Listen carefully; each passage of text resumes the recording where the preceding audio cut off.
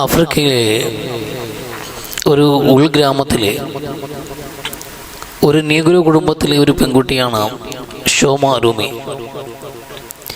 ആ കുടുംബത്തിൻ്റെ ആദായം എന്നുള്ളത് അന്നാട്ടിലെ പ്രമാണികളുടെ വീട്ടിലെ ആടുകളെ മേയ്ക്കുക എന്നതാണ്.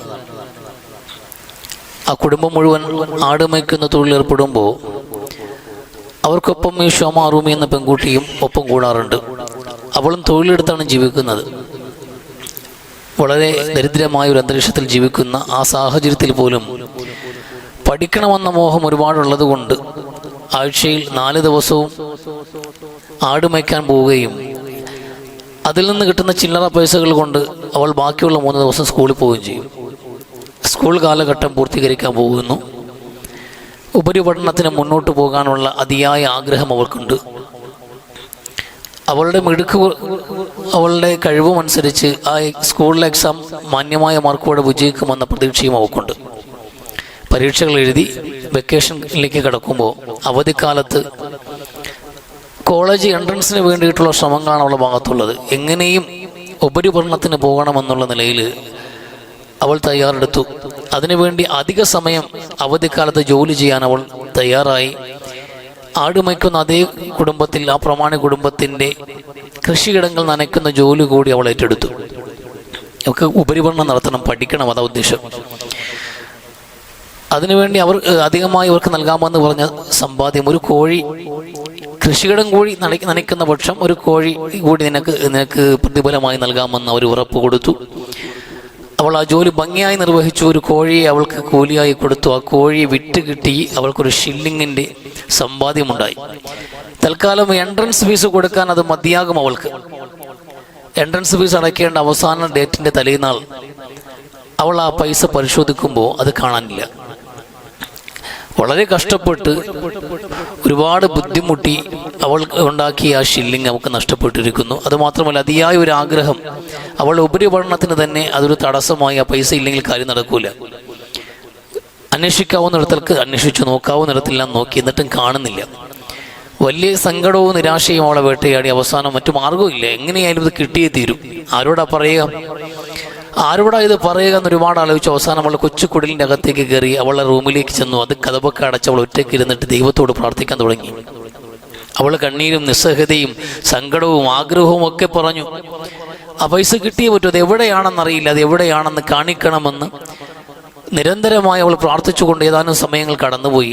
അപ്പോഴാണ് അവൾ മനസ്സിലേക്ക് പെട്ടെന്നൊരു ഓർമ്മ വരുന്നത്. കൂട്ടുകാർക്കൊപ്പം കളിച്ചതും ആ കളിച്ച സമയത്ത് എന്തോ തറയിൽ വീണതിന് ശബ്ദം കേട്ടതുമൊക്കെ ഓർത്തു. അവൾ പെട്ടെന്ന് ഓടിച്ചെന്ന് ആ കളിക്കളത്തിൽ നോക്കുമ്പോൾ മണ്ണിൽ പുതഞ്ഞു കിടക്കുന്ന ആ ഷില്ലിങ് അവൾ കയ്യിൽ കിട്ടി. അത് കയ്യിലേക്ക് എടുത്ത് അവൾ സന്തോഷത്തോടെ അത് കയ്യിലെടുക്കുമ്പോൾ അവർ പറയുന്നുണ്ടായിരുന്നു, ഈ ആഫ്രിക്കയിലെ ഈ കൊച്ചു ഗ്രാമത്തിലെ എൻ്റെ കൊച്ചുകുടിലേക്ക് കുനിഞ്ഞു നോക്കാനും ഈ പാവപ്പെട്ട പെണ്ണിൻ്റെ സങ്കടം കേൾക്കാനും മനസ്സ് കാണിച്ച ദൈവമേ നിനക്ക് നന്ദി എന്ന് പറയുന്നുണ്ടായിരുന്നു. ഇവിടെ മനുഷ്യർ ജീവിതത്തിൽ, എല്ലാവരുടെയും ജീവിതത്തിൽ ഒരു കൊച്ചു കഥയാണത്.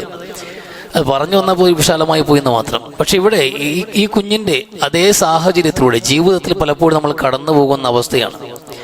നമ്മളെല്ലാവരും ജീവിതത്തിൽ പ്രതീക്ഷകളൊക്കെ അസ്തമിച്ചിട്ട് നമ്മൾ ആരോട് ചോദിക്കും, ആരാ നമ്മളിനെ സഹായിക്കുക എന്ന് തോന്നുന്ന നിസ്സഹായതയിൽ നിൽക്കുന്ന ചില അവസ്ഥകൾ നമുക്കുണ്ട്. അവിടെയൊക്കെ നമുക്ക് മുമ്പിലേക്കുള്ള ഏക പ്രതീക്ഷ സത്യത്തിൽ ഈ പ്രാർത്ഥനയാണ്. ഈ പ്രാർത്ഥനയുടെ നിർവൃതി എന്നുള്ളത് വല്ലാത്തൊരു സംഭവമാണ്. പ്രാർത്ഥിക്കാൻ നമുക്കൊരു റബ്ബുണ്ട് എന്ന് നമ്മൾ തിരിച്ചറിയുകയും ആ റബ്ബിൻ്റെ മുമ്പിൽ പ്രാർത്ഥിക്കുകയും ചെയ്യുന്നതാണ് മനോഹരമായൊരു മുഹൂർത്തം എന്നുള്ളത്. പലപ്പോഴും നമ്മൾ അറിയാതെ പോകുന്നുണ്ട്, നമ്മൾ മനസ്സിലാക്കാതെ പോകുന്നുണ്ട് പ്രാർത്ഥനയുടെ മഹത്വം എന്നുള്ളത്. അത് ഓർമ്മപ്പെടുത്തുന്നുണ്ട് വിശുദ്ധ ഖുർആൻ. ഈ വിശുദ്ധ ഖുർആൻ നമ്മൾ നോക്കി സൂറത്തുൽ ബഖറയിൽ റമദാൻ മാസത്തെക്കുറിച്ച് ചർച്ച ചെയ്യുന്നുണ്ട്. ഷഹ്റു റമദാൻ അല്ലദീ ഉൻസില ഫീഹിൽ ഖുർആൻ. ഖുർആൻ ഇറങ്ങിയ മാസമാണ് റമദാൻ, അതുകൊണ്ട് നിങ്ങൾ നോമ്പനുഷ്ഠിക്കണം. നിങ്ങൾ നോമ്പനുഷ്ഠിക്കണമെന്ന് സംസാരിക്കുന്ന ഖുർആന്റെ ചർച്ചകൾ നടക്കുന്നു. അതിനിടയിൽ നോമ്പുമായി ബന്ധപ്പെട്ട ചില കാര്യങ്ങൾ അല്ലാഹു വസ്തുനിഷ്ഠമായി വിശദീകരിക്കുന്നുണ്ട്. നോമ്പിന് രാത്രികളിൽ നിങ്ങളുടെ ഭാര്യാഭർത്തൃ ബന്ധങ്ങളെക്കുറിച്ച് സംസാരിക്കുന്നുണ്ട്. അങ്ങനെ വിശാലമായ കുറെ ചർച്ചകൾ നടക്കുമ്പോൾ ഇതിനിടയിൽ ഒരു ആയത്ത്, ഈ 2 ചർച്ചകൾക്കും ഇടയിൽ അത് ആ പ്ലേസ്മെന്റ് പോലും തെറ്റിപ്പോയി നമുക്ക് തോന്നിപ്പോകും. ഇതുമായിട്ടെങ്ങും ഒരു ബന്ധവുമില്ലാതെ, പ്രത്യക്ഷത്തിൽ റമദാനുമായിട്ട് ഒരു കണക്ഷനും ഇല്ലാത്ത ഒരു ആയത്ത് ഇടയ്ക്ക് വന്ന് കയറി കിടക്കുന്ന കാണാൻ കഴിയും. വഇദാ ശഅലക ഇബാദി അന്നി ഫഇന്നി ഖരീബുൻ ഉജീബു ദഅവത ദാഇ ഇദാ ദഅാനി ഫലസ്തജീബു ലി വലിയുമിനു ബി ലഅല്ലഹും യർഷുദൂൻ. റമദാനുമായിട്ട് ഇതിന് ബന്ധമില്ല, നോമ്പുമായിട്ട് ഇതിന് ബന്ധമില്ല.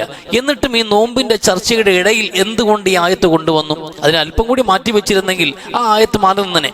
ഇതിനിടയിൽ കൊണ്ടുവരേണ്ട കാര്യമില്ല, പക്ഷെ കൊണ്ടുവന്ന് വെച്ചു. അള്ളാഹു എന്തുകൊണ്ടെന്ന് അറിയുമോ നിങ്ങൾക്ക്? അതിന്റെ ആശയം നമ്മൾ സംസാരിക്കുന്നുണ്ട്, എന്തുകൊണ്ടാണെന്ന് വ്യക്തമാക്കുന്നുണ്ട്. വഇദാ ശഅലക ഇബാദി, എൻ്റെ അടിമകൾ എന്നെക്കുറിച്ച് തിരയുന്നുണ്ടെങ്കിൽ.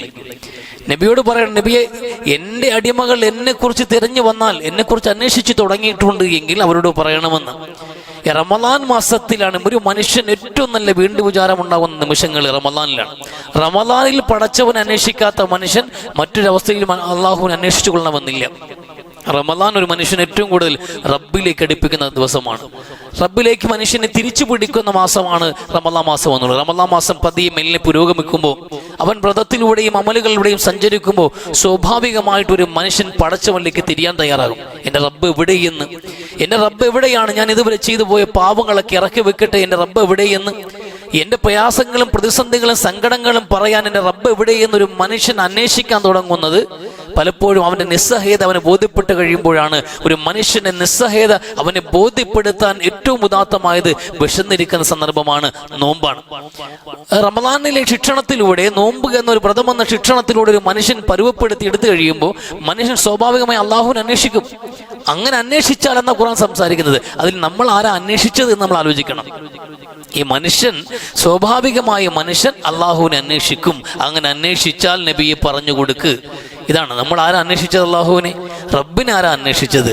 ആരും അന്വേഷിക്കുന്നില്ല. അള്ളാഹുവിലേക്ക് മടങ്ങുക, റബ്ബിലേക്ക് അടുക്കുക എന്നൊരു ചിന്ത നമുക്ക് വന്നിട്ടില്ല. പക്ഷെ അള്ളാഹു സ്നേഹത്തോടെ പ്രതീക്ഷയോടെ വയ്ക്കുകയാണ്, എൻ്റെ അടിമകൾ. അവിടെയും പറഞ്ഞ വാക്ക് എൻ്റെ അടിമകൾ എന്ന്. റബ്ബ് മനുഷ്യനോട് കാണിക്കുന്ന കരുണയുടെ ഒരംശം പോലും തിരിച്ച് നന്ദിയായി സമർപ്പിക്കാൻ മനുഷ്യനെ കൊണ്ട് കഴിഞ്ഞിട്ടില്ല എന്ന യാഥാർത്ഥ്യം. അത് സൂറത്ത് ആദിയാത്തിൽ അള്ളാഹു ഇങ്ങനെ വളരെ വസ്തുനിഷ്ഠമായി വിവരിച്ചത്.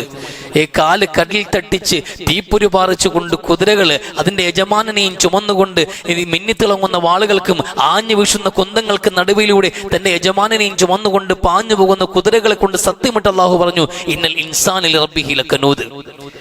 തന്റെ യജമാനം കൊടുത്ത വെള്ളത്തിനും തന്റെ യജമാനം കൊടുത്ത ഭക്ഷണത്തിനും നന്ദി കാണിച്ചുകൊണ്ട് യുദ്ധഭൂമിയിൽ വെട്ടേറ്റ് വീഴാവുന്ന അപകടകരമായ അന്തരീക്ഷത്തിലൂടെയും തന്റെ യജമാനനെയും കൊണ്ട് സഞ്ചരിക്കുന്ന കുതിര രചനാത്മകമായി അതിനോട് യജമാനനെ നന്ദി കാണിക്കുമ്പോൾ മനുഷ്യരിൽ മഹാഭൂരിപക്ഷവും പടച്ചവനോട് നന്ദി കാണിക്കുന്നില്ല എന്ന്. റബ്ബ് എത്ര കരുണയോടെയാണ് മനുഷ്യനോട് പ്രവർത്തിക്കുന്നത്. മനുഷ്യന്റെ ഓരോ ഘട്ടത്തിലും അവന് പരിവർത്തനം ഉണ്ടാക്കാൻ ഉതകുന്ന വിധത്തിൽ സാഹചര്യങ്ങൾ ഒരുക്കുന്നു. റമദാൻ മാസമായില്ലേ നബി, അവർ എന്നെ അന്വേഷിക്കും, എൻ്റെ അടിമകൾ എന്നെ കുറിച്ച് ചോദിക്കും എന്ന് അള്ളാഹു പ്രതീക്ഷ മനുഷ്യനിൽ വെക്കുമ്പോൾ മനുഷ്യനോ അള്ളാഹുവിനെ ആരും അന്വേഷിക്കുന്നില്ല. പടച്ചവനോട് പ്രാർത്ഥിക്കാൻ നമുക്ക് താല്പര്യവുമില്ല. എന്നാൽ റബ്ബ് പറയണമെങ്കിൽ അന്വേഷിച്ചാൽ പറഞ്ഞു കൊടുക്കും, നബി ഞാൻ അവരടുക്ക് തന്നെയുണ്ട്, ഞാൻ അവർക്ക് അടുത്ത് തന്നെയുണ്ട് എന്ന്. ഞാൻ അടുത്തുണ്ട് എന്ന് സ്വാഭാവികമായ ഒരു മനുഷ്യനെ ചിന്തിക്കുകയാണ്. ഒരു മനുഷ്യന് മാറ്റം ഉണ്ടാവുകയാണ്. ഞാൻ ചെയ്തു പോയി തെറ്റുകൾ പാടില്ലായിരുന്നു, എൻ്റെ റബ്ബ് തന്ന ജീവിതമാണ്, എൻ്റെ റബ്ബ് തന്ന ജീവിതം തെറ്റുകൾ ചെയ്തു പോയി, പടച്ചവനോട് എൻ്റെ വിഷയത്തിൽ ഞാൻ വിസ്മൃതനായി കടന്നുപോയി, അത് പാടില്ലായിരുന്നു എന്ന് മനുഷ്യൻ തിരിച്ചറിയുമ്പോൾ, അല്ലെങ്കിൽ പ്രയാസങ്ങൾ, ജീവിതത്തിന്റെ പ്രതിസന്ധികളിലേക്ക്, സങ്കടങ്ങളിലേക്ക് ഒരു മനുഷ്യൻ വലിച്ചെറിയപ്പെടുമ്പോൾ, നമുക്കൊക്കെ പ്രശ്നങ്ങളുള്ളവരാണ്. പ്രശ്നമില്ലാത്ത മനുഷ്യരുണ്ടോ? ആവശ്യം പോലെ പ്രശ്നങ്ങളുണ്ട്. പലപ്പോഴും നമുക്ക് പലതും തികയുന്നില്ല. പലയിടത്തും കൊടുക്കാൻ നമ്മളെ കൊണ്ട് കഴിയുന്നില്ല. നമ്മൾ വലിയൊരു ധർമ്മസങ്കടത്തിലാണ്. എല്ലാ മനുഷ്യനെയും കണ്ണുകൾ നിഴലിച്ച് കിടക്കുന്ന സങ്കടവും പ്രശ്നങ്ങളുമാണ്. കൊടുത്തു തീർക്കാൻ കഴിയാത്ത കടബാധ്യതയും ചെയ്തു തീർക്കാൻ കഴിയാത്ത ഉത്തരവാദിത്തങ്ങളുമാണ് നമ്മൾ ഓരോ മനുഷ്യനും ചുമക്കുന്നത്. ഇതിൻ്റെയൊക്കെ ധർമ്മസങ്കടത്തിൽ നിൽക്കുന്ന മനുഷ്യൻ ആരോടാ കേണപേക്ഷിക്കുന്നത്? ആരോടാ ചോദിക്കാനുള്ളത്? പടച്ചവനോടല്ലാതെ മറ്റൊരാളെ ചോദിക്കുക, റബ്ബിനോട് ചോദിക്കാനാണ് പറയുന്നത്.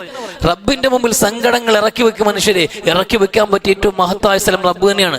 നമ്മൾ റബ്ബിന്റെ മുമ്പിൽ പറയണം, അതിന് ഖരീബ്, റബ്ബ് അടുത്തുണ്ട്, നമ്മുടെ അടുത്ത് തന്നെ റബ്ബുണ്ട്. ഇത് കേൾക്കാനൊക്കെ, നമ്മുടെയൊക്കെ സങ്കടങ്ങൾ കേൾക്കാൻ, നമ്മുടെ പ്രയാസങ്ങൾ കേൾക്കാൻ റബ്ബ് അടുത്ത് നിൽക്കുന്നുണ്ട്. നിങ്ങൾ പറഞ്ഞാൽ മതി.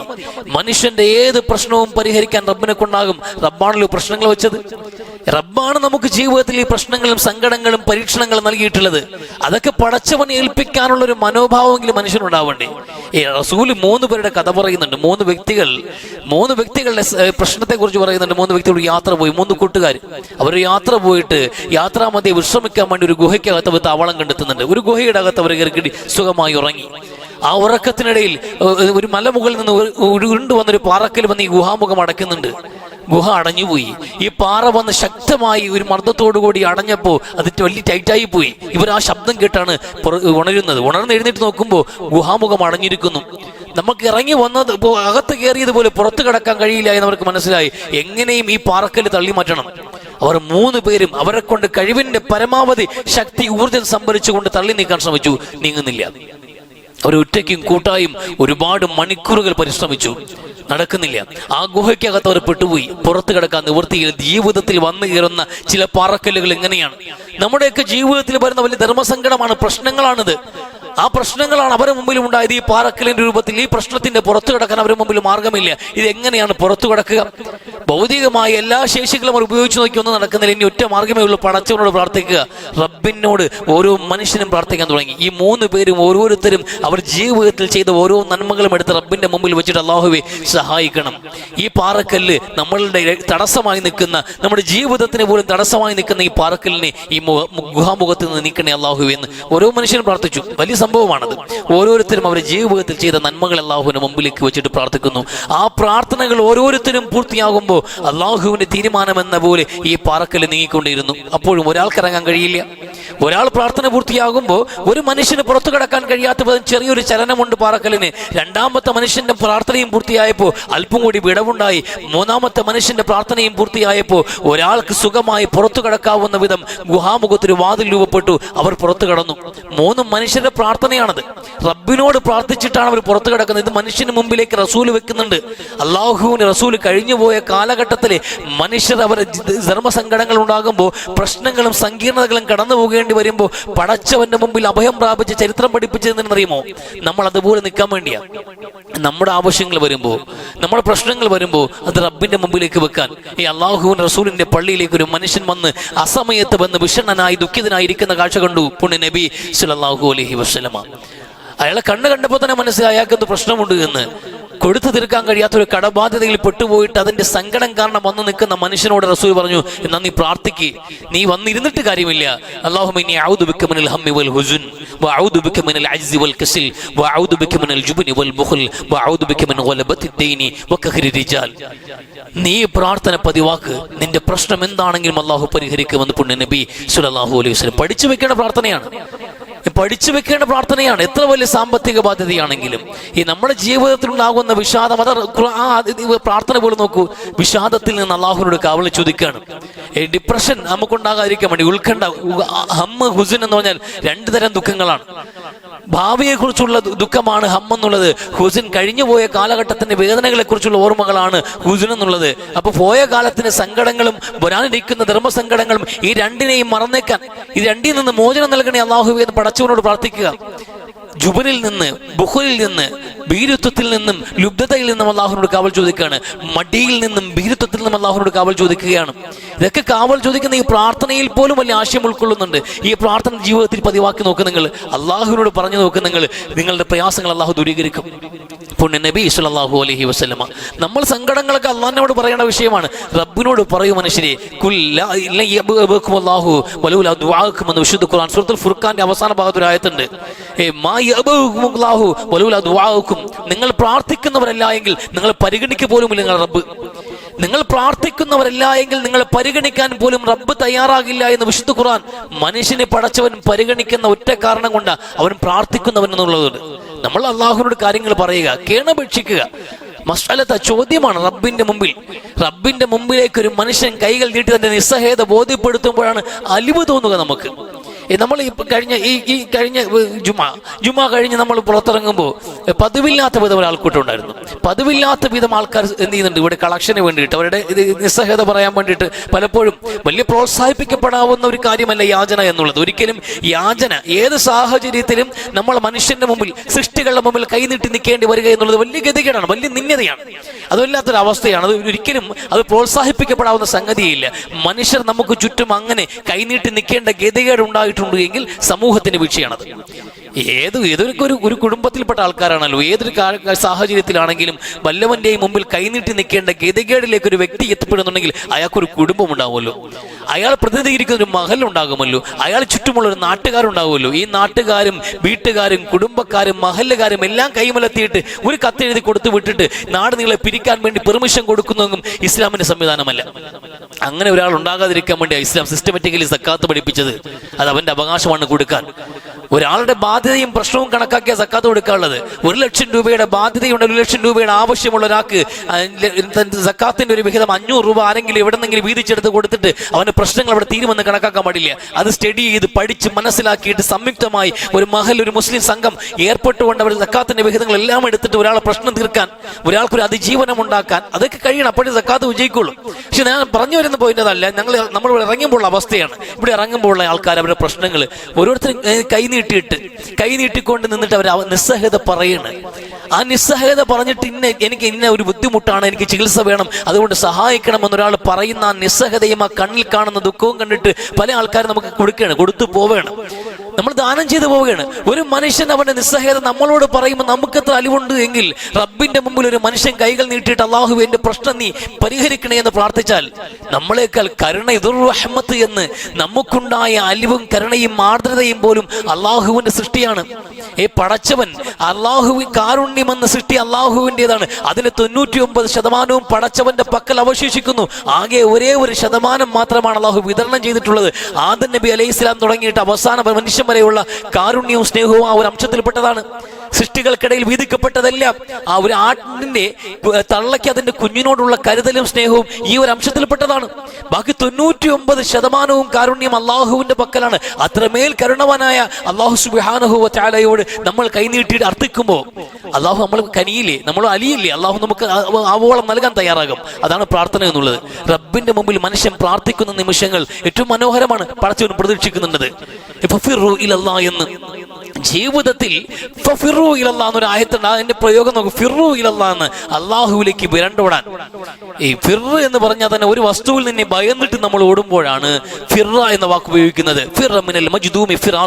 അസദ് എന്ന് വിശുദ്ധ പ്രവാചകൻ സ്വല്ലല്ലാഹു അലൈഹി വസല്ലം. ഒരു കുഷ്ഠരോഗിയെ കണ്ടു കഴിഞ്ഞാൽ നിങ്ങൾ വിരണ്ടോടണം. ആരെ പോലെ എന്നറിയുമോ? സിംഹത്തെ കണ്ട് വിരണ്ടോടുന്നവനെ പോലെ എന്ന് പൊണ്ണ നബി സ്വല്ലല്ലാഹു അലൈഹി വസല്ലം. അത് പറഞ്ഞതിന്റെ സാഹചര്യം അവിടെ ഒരു കുഷ്ഠരോഗി അഥവാ പകർച്ചാരോഗങ്ങളെ കണ്ടിട്ട് നമ്മൾ വിരണ്ടോടണം, പകർച്ചാരോഗങ്ങൾ പിടിപെടും, അതല്ല ഉദ്ദേശിക്കുന്നത്. മറിച്ച് ഒരു മനുഷ്യന് ഈ രോഗമെന്നുള്ളത് ഏത് സാഹചര്യത്തിലും അള്ളാഹു നൽകുന്നതാണ്. നമ്മൾ അവിടെ പോയാലും ഇല്ലെങ്കിലും രോഗങ്ങൾ നമുക്ക് അള്ളാഹു വിധിച്ചിട്ടുണ്ടെങ്കിൽ സംഭവിക്കുക തന്നെ ചെയ്യും. ഒരു കാരണവശാലും ഇതുകൊണ്ട് ഉദ്ദേശിക്കുന്നത് ഇത്തരം ഒരു രോഗികളെ വെറുക്കണമെന്നോ അകറ്റി നിർത്തണമെന്നോ താല്പര്യത്തിലല്ല. മറിച്ച് ഈമാൻ ദുർബലമായവരെ സംബന്ധിച്ചിടത്തോളം ഞാൻ അവിടെ പോയത് കൊണ്ടാണ് എനിക്ക് ഈ രോഗം ഉണ്ടായത് എന്ന് ചിന്തിക്കാൻ സാഹചര്യമുള്ള ദുർബല വിശ്വാസികളെ സംബന്ധിച്ചിടത്തോളം അവർ ഇത്തരത്തിൽ കരുതലെടുക്കണം. ഒരു സിംഹത്തെ കണ്ട് ഓടുന്ന ഒരു മനുഷ്യനെ പോലെ മാറി നിൽക്കലാണ് നിങ്ങൾക്ക് സുരക്ഷിതത്വം എന്ന് റസൂലുള്ളാഹി സ്വല്ലല്ലാഹു അലൈഹി വസല്ലം. ഇവിടെ ഓടി വിളിക്കാൻ പറഞ്ഞ ഈ ഫിറ എന്ന വാക്കാണ് ഫിറു ഇലല്ലാഹ് എന്ന് പറഞ്ഞത്.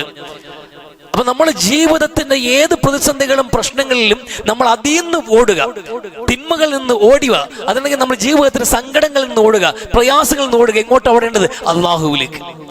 ഏത് സാഹചര്യത്തിലും മനുഷ്യന് ഓടി ഒളിച്ചെല്ലാൻ പറ്റുന്ന, കയറി ചെല്ലാൻ പറ്റുന്ന ഇടം റബ്ബ്. ആ റബ്ബിലേക്ക് മനുഷ്യർ ഓടി വരണമെന്ന് പറയുന്നത്. അത് അള്ളാഹു റസൂൽ ആവശ്യപ്പെടുന്നത്. അള്ളാഹുവിലേക്ക്. ലോകത്ത് ചോദിച്ച് മനുഷ്യൻ അന്യോന്യം വെറുക്കാറുണ്ട്, ദേഷ്യം വരാറുണ്ട്. എപ്പോഴും എന്റെ മുമ്പിൽ വന്ന് നിൽക്കും, ഏത് ആവശ്യത്തിന് എന്റെ മുമ്പിൽ വന്ന് കൈനീട്ടും എന്ന് പറഞ്ഞുകൊണ്ട് മനുഷ്യൻ ദേഷ്യപ്പെടാറുണ്ട്. പക്ഷെ ചോദിക്കാതിരുന്നാൽ ദേഷ്യപ്പെടുന്ന ഒരേ ഒരാൾ അള്ളാഹുവാണ്. അവ എന്നോടൊന്നും ചോദിക്കാത്തതെന്താണ്? എന്നോടൊന്നും ചോദിക്കാത്തതെന്ന് എന്നോടൊന്നും ചോദിക്കുന്നില്ലല്ലോ അവൻ എന്ന് അള്ളാഹു മനുഷ്യന്റെ വിഷയത്തിൽ ദേഷ്യപ്പെടുമെന്ന്. മനുഷ്യൻ ചോദിക്കാത്തതാണ് അള്ളാഹുവിന്റെ ദേഷ്യം. മനുഷ്യൻ ചോദിച്ചുകൊണ്ടേയിരിക്കണം റബ്ബിനോട്. അപ്പൊ അള്ളാഹുവിന് ഇഷ്ടം തോന്നും, കൂടുതൽ കരുണ തോന്നും. എന്നോട് അവൻ എല്ലാ ആവശ്യങ്ങൾ എന്തുണ്ടെങ്കിലും എന്നോട് അവൻ പറയുക. ഏത് ആവശ്യമുണ്ടെങ്കിലും എന്നോടാ പറയുക, ഏത് സങ്കടം ഉണ്ടെങ്കിലും എന്നോടാ പറയുക. അപ്പൊ പിന്നെ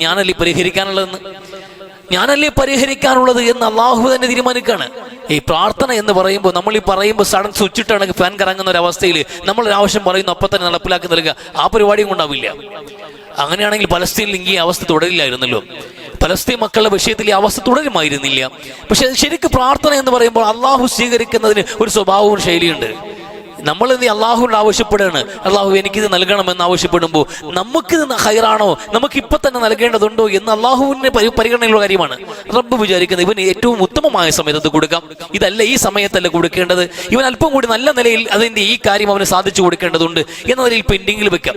പടച്ചോട് ചെയ്യും, ചില കാര്യങ്ങൾ പെൻഡിങ്ങിൽ വെക്കും, പിന്നെ കുറെ കഴിഞ്ഞായിരിക്കും നമുക്ക് അതിന്റെ ഗുണം കിട്ടുക. നമ്മളിപ്പോ പ്രാർത്ഥിക്കും, പക്ഷെ നമുക്കിപ്പോ കിട്ടില്ല. പല കാര്യങ്ങളും നമ്മൾ ഉമ്മയോടും ഉപ്പയോടും നമുക്ക് ചെറിയ പ്രായത്തിൽ കൊച്ചുമക്കൾ ആവശ്യപ്പെടുന്ന ചില കാര്യങ്ങൾ അതെനിക്ക് കയ്യിൽ വേണമെന്ന് പറയും. ചിലപ്പോൾ പിച്ചാത്തി എനിക്ക് ആവശ്യപ്പെടുക, കൊച്ചു കുഞ്ഞ് 4 വയസ്സുള്ള 3 വയസ്സുള്ള പെൺകുട്ടികൾ ആ പിച്ചാത്തയ്ക്ക് വേണ്ടി പിടിവാശി കൂട്ടും. ആ കത്തി എടുത്ത് മകൾ കൊടുക്കാൻ കഴിയും, കൊടുക്കില്ല. പക്ഷെ പിന്നീട് ഒരു 10 കൊല്ലം കൂടി കഴിയുമ്പോൾ ആ പിച്ചാത്തി എടുത്ത് ഉമ്മ തന്നെ കൈ കൊടുത്തിട്ട് അരിയാൻ പറയും, വെജിറ്റബിൾ കട്ട് ചെയ്യാൻ പറയും. പക്ഷെ അവർക്ക് കൊടുക്കാവുന്നൊരു സമയത്തെ കൊടുക്കാവൂ. ഇതുപോലെ പടച്ചവൻ റബ്ബിനറിയാം എപ്പോഴാണ് കൊടുക്കേണ്ടതെന്ന്. ചിലപ്പോഴൊക്കെ ദുനിയാവിൽ ഇത് കൊടുക്കാറില്ല. നമ്മൾ ചോദിച്ച ചോദ്യത്തിൽ ചില ചോദ്യങ്ങൾക്ക് ഉത്തരമേ ഉണ്ടാവില്ല, ദുനിയാവിൽ മരണം വരെയും ഉണ്ടാവില്ല. അതെന്തുകൊണ്ടെന്ന് അറിയുമോ? ആ ചോദ്യങ്ങൾക്കുള്ള ഉത്തരം നൽകാൻ വേണ്ടി അള്ളാഹു കുറച്ചുകൂടി പരിഗണിക്കുന്നത് പരലോകമാണ്. ഒരു മനുഷ്യന്റെയും പ്രാർത്ഥന നിഷ്ഫലമല്ല എന്ന് അതൊരു കർമ്മമായിട്ടെങ്കിലും സ്വീകരിക്കപ്പെടില്ലേ? പ്രാർത്ഥനയാണ് ഏറ്റവും നല്ല അമല്. വിശുദ്ധ ഖുർആനിലെ 2 ആവർത്തി അവതരിച്ച ഒരേ ഒരു അധ്യായമേ ഉള്ളത് സൂറത്തുൽ ഫാത്തിഹയാണ്. 2 പ്രാവശ്യം സബൂൽ മസാനി എന്ന് പറയാൻ കാരണവും അതാണ്. 2 ആവർത്തി അവതരിച്ച 7 ആയത്തുകൾ. അതുകൊണ്ട് സബൂൽ മസാനി എന്ന് സൂറത്തുൽ ഫാത്തിഹയെ കുറിച്ച് പറയുന്നത്. അതിന്റെ ഉള്ളടക്കം എന്താണ്? പ്രാർത്ഥന മാത്രമാണ്. അൽഹംദുലില്ലാഹി റബ്ബിൽ ആലമീൻ അർറഹ്മാനിർ റഹീം മാലികി യൗമിദ്ദീൻ ഇയ്യാക നഅ്ബുദു വ ഇയ്യാക നസ്തഈൻ ഇഹ്ദിനസ് സിറാത്തുൽ മുസ്തഖീം. അതിൽ പ്രാർത്ഥന മാത്രമേ ഉള്ളൂ. അൽഹംദുലില്ലാ, സർവസ്തുതിയും അല്ലാഹുവേ നിനക്കാണ്, നീ കരുണാമയനാണ്, പരമകാരുണികനാണ്, അത്രയും കരുണയുള്ള അല്ലാഹുവേ. ഇയ്യാക നഅ്ബുദു വ ഇയ്യാക നസ്തഈൻ മാലികി യൗമിദ്ദീൻ, പ്രതിഫല ദിവസത്തിന്റെ യജമാനനും അധികാരിയും നീയാണ് അല്ലാഹുവേ.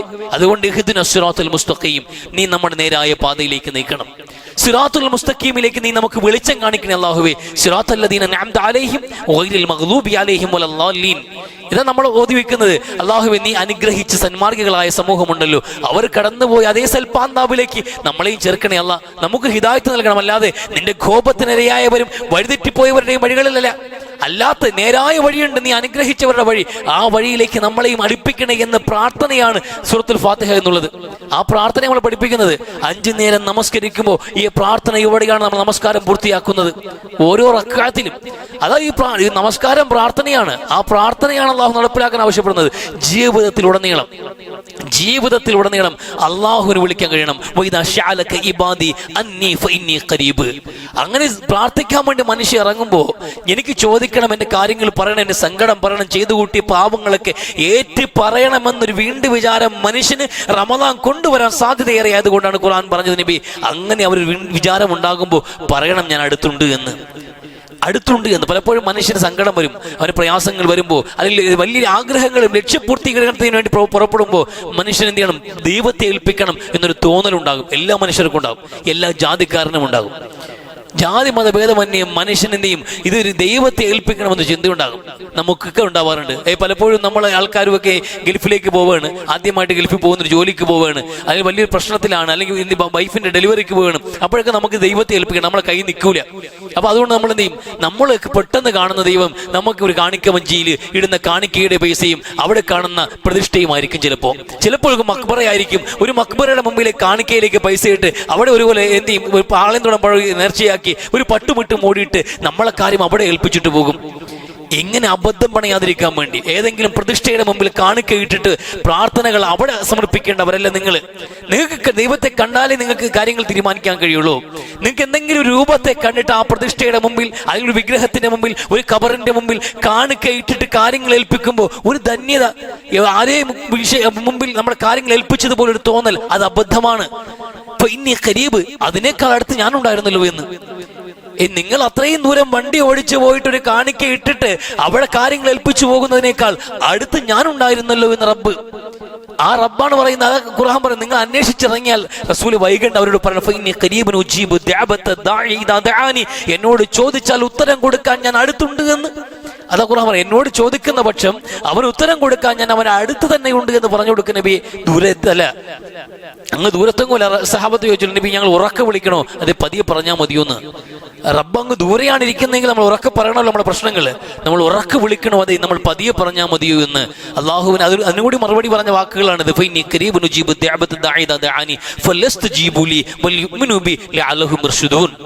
അതുകൊണ്ട് നിങ്ങൾ എന്നോട് ചോദിക്കുക, നിങ്ങൾ അടുത്ത് തന്നെ ഞാനുണ്ട്, നിങ്ങൾ അതുകൊണ്ട് ചോദിച്ചുകൊണ്ടേയിരിക്കണം, ചോദിച്ചുകൊണ്ടേയിരിക്കുക, നിർത്താനേ പാടില്ല. ജീവിതത്തിന്റെ അവസാനം വരെയും പ്രാർത്ഥന നിലയ്ക്കാതെ നിൽക്കണം. ജീവിതത്തിൽ അള്ളാഹുവിനോട് ആവർത്തിച്ചുകൊണ്ടിരിക്കുക, ഏറ്റവും വലിയ അമലാണത്. പടച്ചവനോട് ചോദിച്ചുകൊണ്ടേ, തരുന്നോ ഇല്ലയോ എന്നുള്ളതല്ല, നമുക്ക് കിട്ടുന്നോ ഇല്ലയോ എന്നതല്ല പ്രധാനം, പ്രാർത്ഥിച്ചുകൊണ്ടേ ഇരിക്കുക എന്നതാണ് ഏറ്റവും പ്രധാനം. അള്ളാഹുവിനോട് ചോദിച്ചുകൊണ്ടേയിരിക്കുക. അങ്ങനെ എന്നോടുള്ള വിശ്വാസം നിങ്ങൾ ബലപ്പെടുത്തണം. അങ്ങനെ നമ്മൾ വിശ്വാസം ബലപ്പെടുത്തുക വലിയ പ്രധാനപ്പെട്ട വിഷയമാണ്. നമുക്ക് തഖ്വയെ കുറിച്ച് നമ്മൾ പറഞ്ഞു, തഖ്വ പരിശോധിക്കപ്പെടുന്ന ദിവസങ്ങൾ കൂടിയാണിത്. നമ്മൾ ഈ റമദാൻ മാസം വന്നിട്ട് നമ്മുടെ തഖ്വയിൽ എന്തെങ്കിലും മാറ്റം ഉണ്ടായോ എന്ന് നോക്കൂ. ഈ മൂന്നാമത്തെ വിഷയം അള്ളാഹു ആദ്യം പറഞ്ഞ കാര്യം, ഹുദലിൽ മുത്തഖീന അല്ലദീന യുഅ്മിനൂന ബിൽ ഗൈബി വയുഖീമൂന സ്വലാത്ത വമിമ്മാ റസഖ്നാഹും യുൻഫിഖൂൻ. ഇവിടെ നോക്കുമ്പോൾ ഒന്നാമത് പറഞ്ഞത് അല്ലദീന യുഅ്മിനൂന ബിൽ ഗൈബ്, അള്ളാഹു അടക്കം അദൃശ്യമായ ശക്തികളെ കുറിച്ച്, അദൃശ്യമായ വസ്തുതകളെ കുറിച്ചുള്ള ഒരു മനുഷ്യന്റെ അചഞ്ചലമായ വിശ്വാസമാണ് തഖ്വയുടെ ആണിവേര്. ഒരു മനുഷ്യൻ മുത്തഖിയാകണമെങ്കിൽ അവന്റെ ഈമാൻ നന്നാകണം, അള്ളാഹുവിലുള്ള വിശ്വാസം ബലപ്പെടണം. അള്ളാഹുവിൽ വിശ്വാസമുള്ള ഒരു മനുഷ്യനെ മാത്രം ചെയ്യാൻ കഴിയുന്ന ഒരു പ്രവൃത്തിയുടെ പേരാണ് പ്രാർത്ഥന എന്നുള്ളത്. റബ്ബിന് വിശ്വാസവുമില്ല, അങ്ങനെ ശക്തിയെക്കുറിച്ച് വിശ്വാസം ഇല്ലാത്തവന് എങ്ങനെ പ്രാർത്ഥിക്കാൻ കഴിയില്ല. അവന്റെ സങ്കടം പരസ്പരം പങ്കിടാനേ പറ്റുള്ളൂ. മനുഷ്യരോട് പറയാം തന്റെ സങ്കടങ്ങളും പ്രശ്നങ്ങളും ഒക്കെ മനുഷ്യർക്കിടയിൽ അവനേക്കാൾ നിസ്സഹനായവൻ പരസ്പരം ഈ ഷെയർ ചെയ്യാമെന്നല്ലാതെ ഇതെങ്കിലും പരിഹാരം കാണാനെങ്കിലും പലപ്പോഴും നമ്മളെ കൊണ്ട് കഴിഞ്ഞുകൊള്ളണമെന്നില്ല. എല്ലാ പ്രശ്നങ്ങളും പരിഹരിക്കാൻ കഴിയുന്നവൻ അള്ളാഹു. ആ ഗുഹാമുഖത്ത് വന്ന കരിമ്പാറ പോലും നീക്കിക്കൊടുക്കാൻ അള്ളാഹുവിനെ കൊണ്ട് സാധ്യമായിട്ടുണ്ട് എങ്കിൽ നമ്മളെ പ്രശ്നങ്ങളും ഒരു പ്രശ്നമേ അല്ല. അള്ളാഹുവിന്റെ റസൂൽ സല്ലല്ലാഹു അലൈഹി വസല്ലം തങ്ങൾ കടന്നുപോയ പ്രശ്നങ്ങൾ നോക്കൂ. ബദർ റമദാന്റെ ചരിത്രമാണ്. ബദറിന്റെ രണാങ്കണത്തിലേക്ക് പുണ്യ നബി സല്ലല്ലാഹു അലൈഹി വസല്ലം തങ്ങൾ 300 ചില്ലുവാനം വരുന്ന സഹാബാക്കളെയും കൊണ്ട് രണാങ്കണത്തിലേക്ക് ഇറങ്ങി നിൽക്കേണ്ടി വന്ന സാഹചര്യം അള്ളാഹു രൂപപ്പെടുത്തിയെടുത്തു. അള്ളാഹുവിന്റെ കൃത്യമായ ഇടപെടലിലൂടെ ആ യുദ്ധഭൂമുഖത്തേക്ക് ഈ സഹാബാക്കളെയും കൊണ്ട് നിൽക്കേണ്ടി വന്നപ്പോൾ അതിന്റെ ഗൗരവം മനസ്സിലാക്കിയ ഒരേ ഒരു വ്യക്തി മുഹമ്മദ് നബി സല്ലല്ലാഹു അലൈഹി വസല്ലം. എല്ലാവരും ഉള്ളിലും ആവേശം നിറച്ചു അള്ളാഹു. എല്ലാവർക്കും ഒരു ആവേശമുണ്ടായി, നമുക്ക് കീഴടക്കാൻ കഴിയുന്ന വിധം നിസാരമായ ശത്രു സൈന്യമാണ് നമ്മുടെ മുമ്പിലുള്ളത് എന്ന്. പക്ഷെ അവർ എണ്ണവും വലിപ്പവും കൃത്യമായി അറിയാവുന്ന ഒരേ ഒരു പ്രവാചകൻ മുഹമ്മദ് നബി സല്ലല്ലാഹു അലൈഹി വസല്ലം. ഖുർആൻ പറയുന്നുണ്ട്, നിങ്ങളുടെ അവസ്ഥ അറിയുമോന്ന്, ബദറിൽ ഇറങ്ങുമ്പോൾ നിങ്ങളുടെ അവസ്ഥ എന്നുള്ളത് ജനങ്ങൾക്ക് റാഞ്ചിയെടുക്കാവുന്ന വിധം നിങ്ങൾ ന്യൂനപക്ഷമായിരുന്നു. ജനങ്ങൾക്ക് റാഞ്ചിയെടുക്കാൻ കഴിയുന്ന വിധം, പരന്തിന് കോഴിക്കുഞ്ഞിനെ റാഞ്ചിയെടുക്കുന്നതിനേക്കാളും എളുപ്പം. കാരണം എത്ര മനുഷ്യരുണ്ടാകും? 300 ചില്ലുവാനം ആൾക്കാരാണ് ആകെയുള്ളത്. ലോകം വിശാലമായൊരു ലോകമുണ്ട്. അറേബ്യ മാത്രമല്ല, അറേബ്യക്ക് പുറത്തുമായിട്ട് വിശാലമായ ലോകം, കണ്ടമാനം ജനങ്ങൾ, വിശാലമായ വിശ്വാസങ്ങൾ, സംസ്കാരങ്ങൾ എല്ലാം നിലനിൽക്കുന്ന ലോകത്ത് അള്ളാഹുവിനെ മാത്രം ആരാധിക്കുന്ന 300 ചില്ലുവാനം മനുഷ്യർ റാഞ്ചിയെടുക്കാൻ കഴിയുന്ന വിധം ദുർബലമായൊരു ന്യൂനപക്ഷം. അതാ ഖുർആൻ പറഞ്ഞത്. ആർക്കും വേണമെങ്കിൽ നിങ്ങൾ കൊത്തിപ്പറിക്കാവുന്ന വിധം, റാഞ്ചിക്കളയാവുന്ന വിധം അത്രയും ദുർബലമായ ഒരു ന്യൂനപക്ഷമായിരുന്നു നിങ്ങൾ. അത് റസൂൽ നന്നായിട്ട് ബോധ്യമുണ്ടായിരുന്നു. അതുകൊണ്ട് രാത്രി അള്ളാഹുവിന്റെ മുമ്പിൽ എല്ലാവരും വിശ്രമിക്കാൻ വിട്ടു റസൂൽ സല്ലല്ലാഹു അലൈഹി വസല്ലം. മഴ പെയ്ത രാത്രിയിൽ എല്ലാവരും സുഖിച്ചുറങ്ങുമ്പോൾ അള്ളാഹു റസൂൽ കൈകൾ ഉയർത്തി പ്രാർത്ഥിച്ചുകൊണ്ടിരുന്നു, അള്ളാഹുവേ ഈ ചെറു സംഘം ആൾക്കാർ ഇവിടെ നശിക്കുകയാണെങ്കിൽ നിനക്ക് സുജൂദ് ചെയ്യാൻ ഇനി ആരും ഈ ഭൂമിയിൽ ഉണ്ടാവില്ല എന്ന്. അതുകൊണ്ട് ഈ സംഘത്തിനെ കാത്തോളണേ എന്ന് റസൂൽ പ്രാർത്ഥന നീണ്ടുകൊണ്ടേയിരുന്നു. റസൂലിന്റെ പ്രാർത്ഥനയുടെ ദീർഘം കാരണം റസൂലിന്റെ തോളിൽ കിടന്ന തോൾമുണ്ട് തറയിൽ വീണിട്ട് റസൂൽ അറിഞ്ഞിട്ടില്ല. അള്ളാഹുവിന്റെ മുമ്പിൽ ഏൽപ്പിക്കാൻ വേണ്ടി പ്രാർത്ഥിച്ച് റസൂൽ രാത്രി മുഴുവൻ കഴിയുന്ന കണ്ട് അബൂബക്കർ സിദ്ദീഖ് റളിയല്ലാഹു അൻഹു പുണ്യ നബിയുടെ മുമ്പിൽ വന്ന്, നബിയെ അവസാനിപ്പിച്ചൂടെ, ഒന്ന് വിശ്രമിച്ചൂടെ നബിയെ, അള്ളാഹു സഹായിക്കും നബിയെ, അങ്ങ് സങ്കടപ്പെടലേ പ്രവാചകരെ എന്ന് റസൂലിന്റെ പ്രാർത്ഥന കണ്ടിട്ട്. അത് റസൂലിന്റെ മുമ്പിൽ എന്താ വഴിയുള്ളത്? അള്ളാഹുവിന്റെ സഹായം. അത് കിട്ടിയേ പറ്റൂ. റബ്ബിനോട് പ്രാർത്ഥിച്ചു അവസാനം സഹായിച്ചില്ല അള്ളാഹു. 1000 മലക്കുകളെ പട്ടാളമാക്കി ഇറക്കിയിട്ട് 1000 മലക്കുകളെ ഇറക്കി അള്ളാഹു ബദറിന്റെ രണാങ്കണത്തിൽ അള്ളാഹു വിശ്വാസികളെ സഹായിച്ചു. അതാ പ്രാർത്ഥന. നമ്മുടെ സങ്കടങ്ങൾ പറഞ്ഞാൽ കേൾക്കുന്നൊരു നാഥൻ നമുക്കുണ്ട് എന്ന് ചരിത്രം ഒരുപാട് പറയുന്നുണ്ട്. ബദർ മാത്രമല്ല, യൂനുസ് നബി അലൈഹി സ്വലാം മത്സ്യത്തിന്റെ വയറ്റിനകത്ത് കിടന്ന് പ്രാർത്ഥിച്ചില്ലേ? ആ പ്രാർത്ഥന അള്ളാഹു സ്വീകരിച്ചില്ലേ? അങ്ങനെ എത്രമാത്രം ചരിത്രങ്ങൾ. അയ്യൂബ് നബി അലൈഹി ഇസ്ലാമിന്റെ പ്രാർത്ഥന നമുക്ക് കാണാൻ കഴിയും. യൂസുഫ് നബി അലൈഹി ഇസ്ലാമിന്റെ പ്രാർത്ഥന കാണാൻ കഴിയും. യാക്കൂബ് നബി അലൈഹി ഇസ്ലാമിന്റെ പ്രാർത്ഥന കാണാൻ കഴിയും. അവരൊക്കെ പ്രാർത്ഥിക്കുന്നത് പടച്ചവനോടാ. അവരൊക്കെ കടന്നുപോയ സങ്കടങ്ങളൊക്കെ അവസാനം സന്തോഷമാക്കി മാറ്റിയ ചരിത്ര മനോഹരമായ വിശുദ്ധ ഖുർആൻ വിവരിക്കുന്നുണ്ട്. അതുകൊണ്ട് പടച്ചവനോട് പറയാൻ, സങ്കടങ്ങൾ ഇറക്കി വെക്കാൻ, പ്രശ്നങ്ങൾ പറയാൻ, ചെയ്തുപോയ പാവങ്ങൾ ഏറ്റു പറയാൻ എല്ലാത്തിനും കിട്ടിയ ഒരു അവസരമാണ് റമദാൻ എന്നുള്ളത്. ഈ അള്ളാഹുവിന്റെ മുമ്പിൽ കൈകൾ ഉയർത്താനും റബ്ബിന്റെ മുമ്പിൽ കണ്ണീരോടെ നമ്മൾ കേണപേക്ഷിക്കുകയും ചെയ്യുന്ന സാഹചര്യം ഉണ്ടാകണം. നമുക്ക് നമ്മൾ എല്ലാവരും ഈ പറഞ്ഞ കൈ നീട്ടുന്നവരോടൊക്കെ നമുക്ക് അലിവ് തോന്നുന്ന വിധത്തിൽ അവർ പെർഫോമൻസ് ചെയ്യും. അവർ സങ്കടങ്ങൾ ഇങ്ങനെ പറയും. ചില ആൾക്കാർ കണ്ണീരൊഴുക്കും, അത്ര ഗതികേടാണെന്ന്. കാരണം അത്രയും പെർഫോമൻസ് ഇട്ടാലേ നമ്മളെ മനസ്സിലേയുള്ളൂ. ചില ആൾക്കാർ അവരുടെ അവസ്ഥ കൊണ്ട് തന്നെ സ്വാഭാവികമായിട്ട് അവരുടെ അവസ്ഥ കാരണം അവർ കരഞ്ഞു പോകും. നമ്മുടെ മുമ്പിൽ കൈകൾ നീട്ടിപ്പോകും. ചിലപ്പോഴേക്ക് വല്ലാതെ അവരുടെ അവസ്ഥകൾ എന്തെങ്കിലും പ്രകടിപ്പിക്കാൻ വേണ്ടി ചില അതിൽ കൂടുതൽ കവിഞ്ഞ് അവരെന്തെയും ചില പെർഫോമൻസുകൾ കാഴ്ചവെക്കേണ്ടി വരും. അപ്പോഴേക്കും നമ്മൾ അലിയുള്ളൂ. അത് കണക്ക് റബ്ബിന്റെ മുമ്പിൽ നമ്മൾ നിൽക്കുമ്പോൾ അതുണ്ടാകണം. കരയാൻ കഴിയണം, കണ്ണുകൾ ഈർന്നണിയണം. ഇനി കരയുന്നില്ല എങ്കിൽ കരയുന്നത് പോലെയെങ്കിലും അഭിനയിക്കാൻ നമ്മുടെ മുഖങ്ങളെ കൊണ്ട് കഴിയണം. അങ്ങനെയൊക്കെയാണ് റബ്ബിന്റെ മുമ്പിൽ. യജമാനനാണ് റബ്ബ്. സർവ്വസ്തുതികളും കേന്ദ്രീകരിക്കപ്പെടുന്ന പ്രതിഫല നാളിന്റെ അധികാരിയായ റബ്ബിന്റെ മുമ്പിൽ നിന്നെക്കൊണ്ട് പറ്റുമെങ്കിൽ താള്ള എന്ന് പറയുന്ന ഇൻഷ്യേറ്റീവ്, നിനക്ക് താല്പര്യമാണെങ്കിൽ എനിക്ക് പുറത്തു തന്നരാം, നിനക്ക് താല്പര്യമാണെങ്കിൽ എനിക്ക് ഇത് കുറച്ച് അനുഗ്രഹം ചെയ്തുതരാം എന്ന അഹന്തയോടെ അല്ല ഒരു മനുഷ്യൻ പ്രാർത്ഥിക്കേണ്ടത്. പ്രാർത്ഥനയുടെ സ്വഭാവവും അതല്ല. അത് മസ്അലത്താണ്, അർത്ഥനയാണ്. അങ്ങേയറ്റത്തെ ദയനീയതയോടെ നിസ്സഹായതയോടെ മനുഷ്യൻ അല്ലാഹുവിന് മുമ്പിൽ കേണപേക്ഷിക്കുക. അങ്ങനെ കേണ് പറയുന്ന നിമിഷങ്ങൾ ഉണ്ടാകണം റമദാൻ മാസത്തിൽ. റജുലുൻ ദക്കറല്ലാഹു ഖാലിൻ ഫളതു ഐന എന്ന് ഒറ്റയ്ക്കിരുന്ന് കണ്ണ് നിറഞ്ഞു പോയി മനുഷ്യനുണ്ടല്ലോ. റബ്ബിനെ കുറിച്ച് ഓർത്തിട്ട് അള്ളാഹുവിനെ ഓർത്ത് ഒറ്റയ്ക്കിരുന്ന ഒരു മനുഷ്യന്റെ കണ്ണ് നിറഞ്ഞു പോയിട്ടുണ്ടെങ്കിൽ അവനെ അള്ളാഹു പരിഗണിക്കും പരലോകത്ത് എന്ന് പുണ്യ നബി സ്വല്ലല്ലാഹു അലൈഹി വസല്ലമ. അതുകൊണ്ട് റബ്ബിനെ കുറിച്ച് ഓർക്കാനും റബ്ബിലേക്ക് കൈകൾ നീട്ടി പ്രാർത്ഥിക്കാനും ആ റബ്ബിന്റെ മുമ്പിൽ കൈകൾ നീട്ടി കണ്ണ് നിറയ്ക്കാനുമുള്ള അവസരങ്ങളാണ് വിശുദ്ധ റമദാന്റെ നിമിഷങ്ങളെന്ന് മനസ്സിലാക്കി ആലോചിച്ച് പ്രവർത്തിക്കുക. അള്ളാഹു പ്രവർത്തിക്കാൻ തൗഫീഖ് നൽകി അനുഗ്രഹിക്കും.